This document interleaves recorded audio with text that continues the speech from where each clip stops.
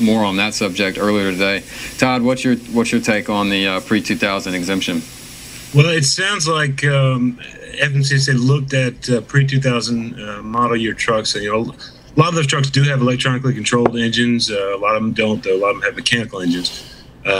Connecting an ELD device, as they've defined it, as a device that relays with the electronic control module, it's impossible to do on a mechanical truck, of course. And there are other options that they could have taken to outfit those trucks, but somewhat prohibitively expensive for operators of mechanical trucks, and then even the electronically controlled engines in a lot of pre-2000 trucks. A lot of the engine relay ports. There's a lot of variation between them. Some of them don't have them, according to the final rule and the justification for it. And so, pretty high cost to get into a lot of the retrofitting that would be required to make something like an ELD work in those engines. And essentially, I think the cost benefit justification for the rule would have been hampered quite a lot from FMCSA's point of view if they had included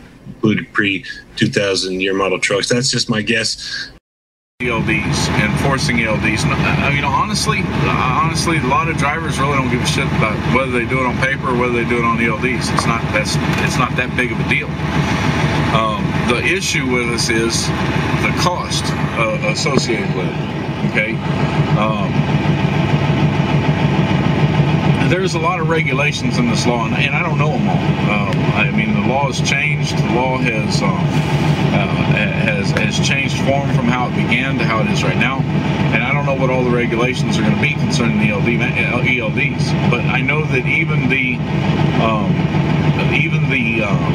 applications that are out there right now are going to have to change. Okay. And so there's going to be a cost. No matter how you look at it, there's going to be a cost. I mean, we're going to be forced to go to ELDs, and nobody's going to provide the service for free. Okay, it's going to cost. I don't know what the cost of a Qualcomm unit is, but there's a monthly cost associated with it also. Currently, that's a monthly cost I don't have to pay.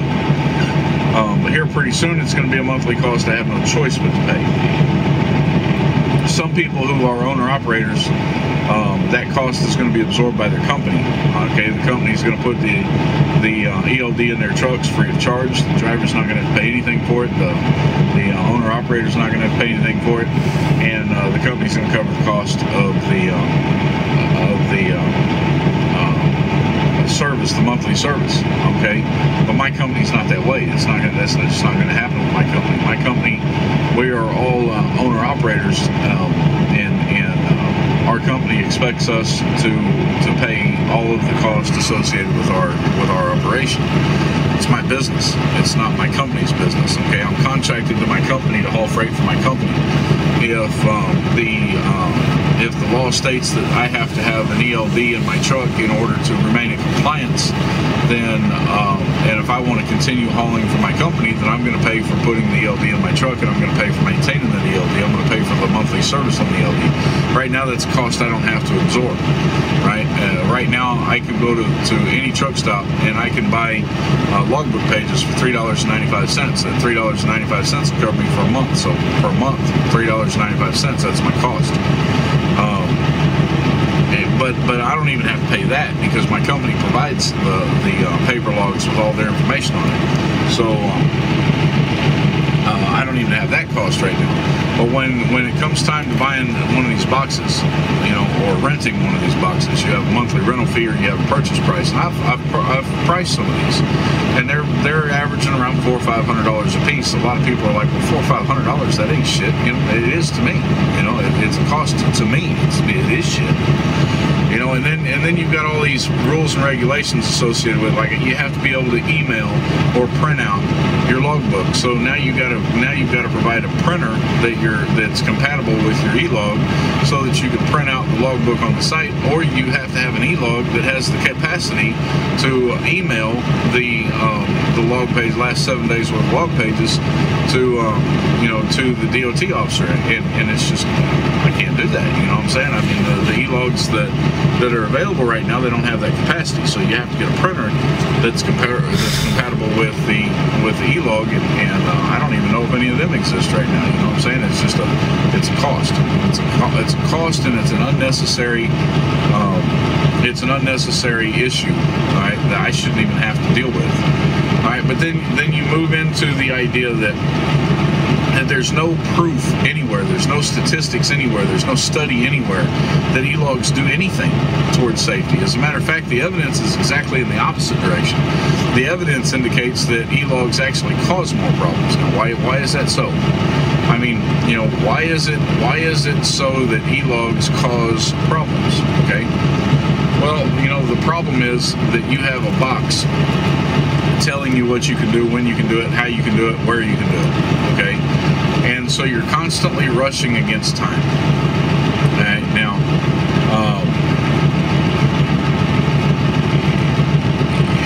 how can I explain? It's hard for me to explain this in a way that really makes sense, okay?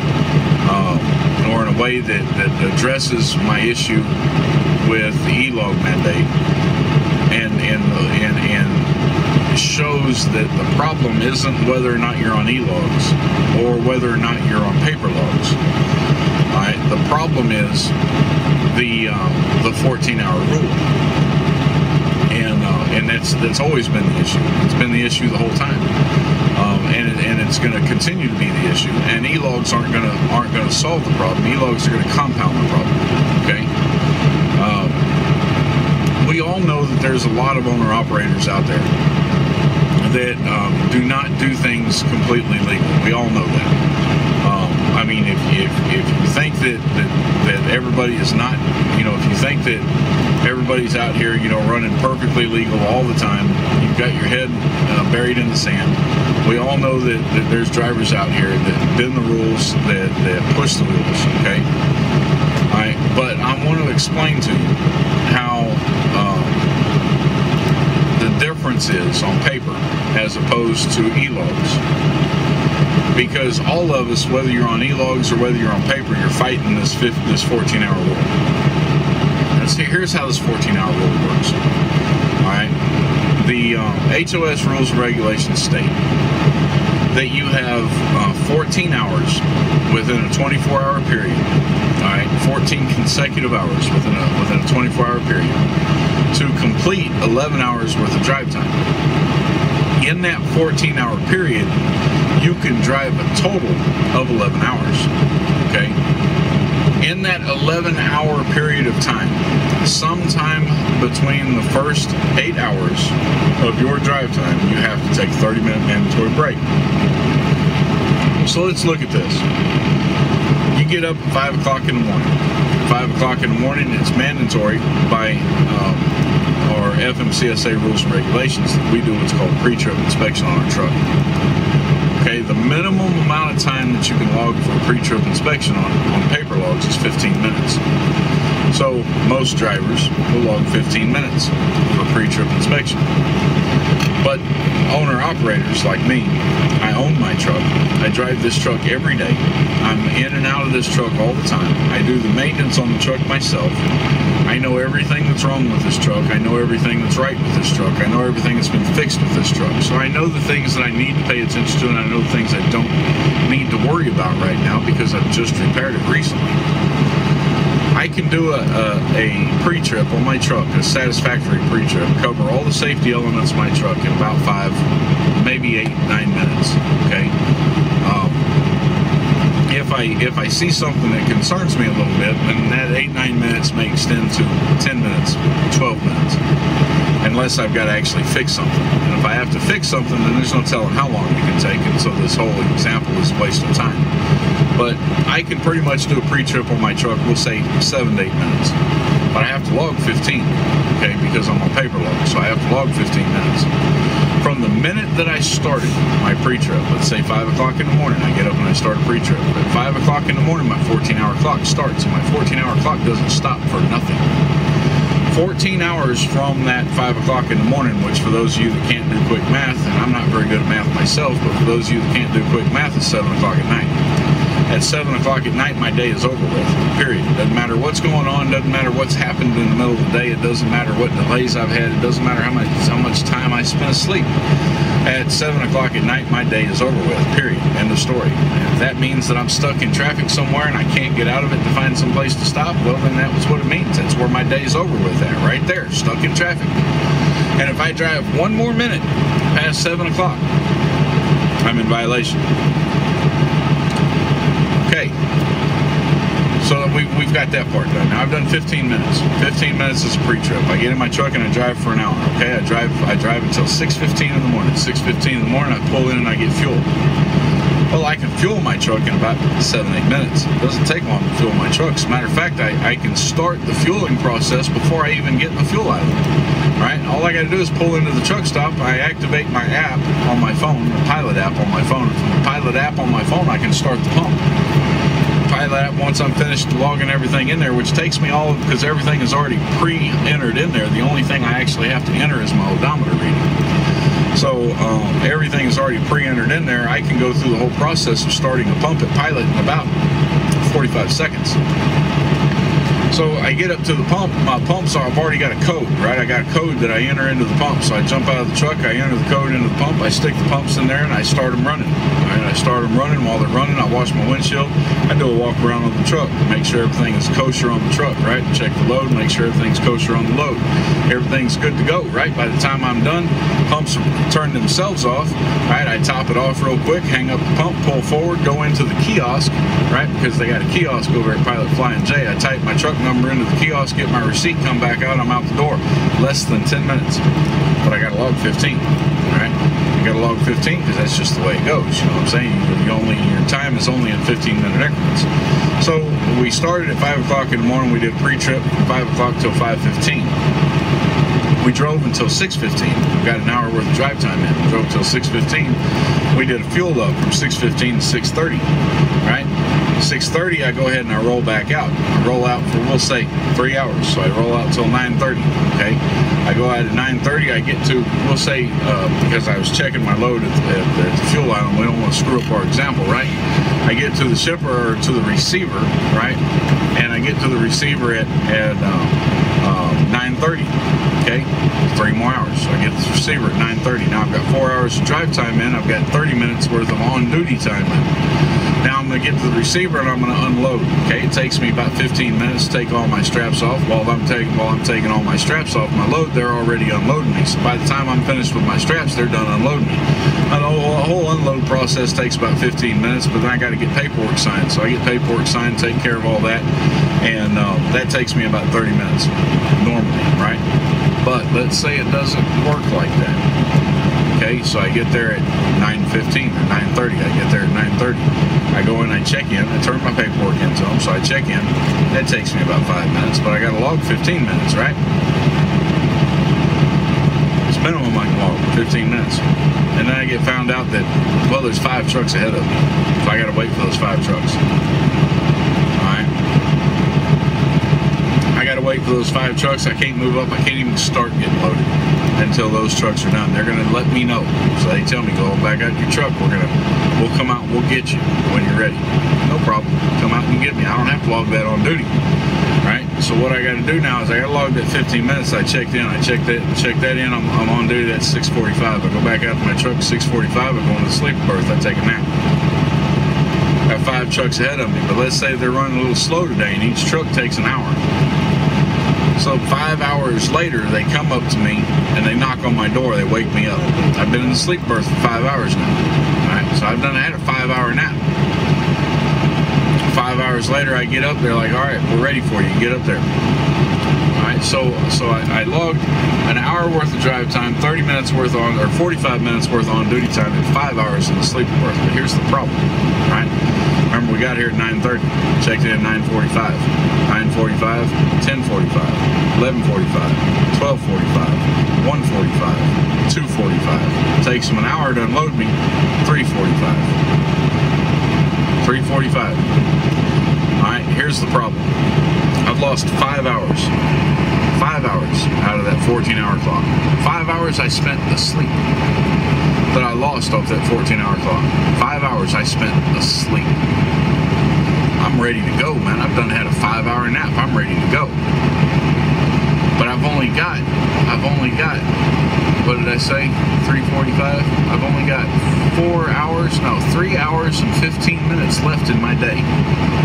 I've got 3 hours and 15 minutes left in my day. My day's shot.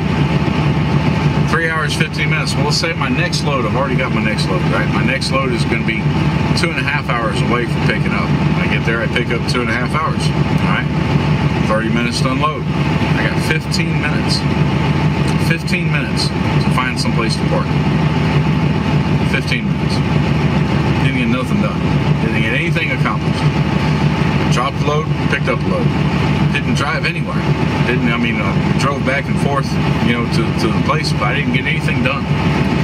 And so the problem here, the issue that we have, is the fact that the 14-hour rule makes no sense, and it does not take into account these huge delays that we end up dealing with from the shippers. So the question is, or the solution is, the first knee-jerk reaction that people have is, well, we need to get government regulation to regulate this downtime that these shippers have. So when you get to your appointment, they have to unload you right then and right there. And all that sounds good. Now, these shippers aren't set up to do that. They're not set up to work on appointments. And honestly, appointments don't really work very well for flatbed, because you never know what kind of delays you're going to run into in loading and unloading.